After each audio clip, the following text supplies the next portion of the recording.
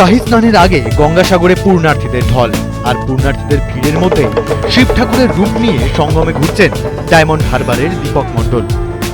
গঙ্গাসাগর মানেই পূর্ণার্থীদের ঢল, আর পূর্ণার্থীরা এসে পৌঁছন গঙ্গাসাগরে, এখানে পুণ্য স্নান করেন আর পুজো দেন কপিল মুনির আশ্রমে। আর এই গঙ্গাসাগরেই গত 16 বছর ধরে ভগবান শিব সেজে আসছেন ডায়মন্ড হারবারের বাসিন্দা। তার পা ছুটছেন মানুষ, আশীর্বাদ নিচ্ছেন তার কাছ থেকে।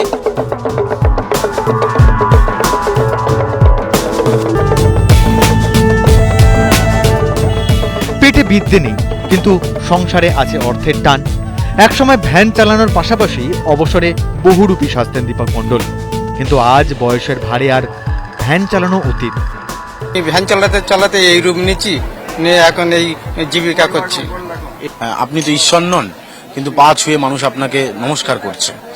কতটা কঠিন জীবনযাপন। ঈশ্বরের রূপ নিচ্ছি, কিন্তু ঈশ্বরের প্রণাম করছে, আমার না।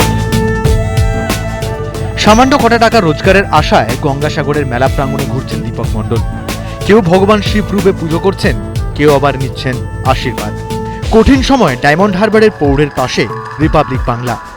ডায়মন্ড হারবারের দীপক সেজে আসছেন গত 16 বছর ধরে বিভিন্ন রূপ, তবে শিব ঠাকুরের রূপ নিয়ে তিনি আসেন গঙ্গাসাগরে।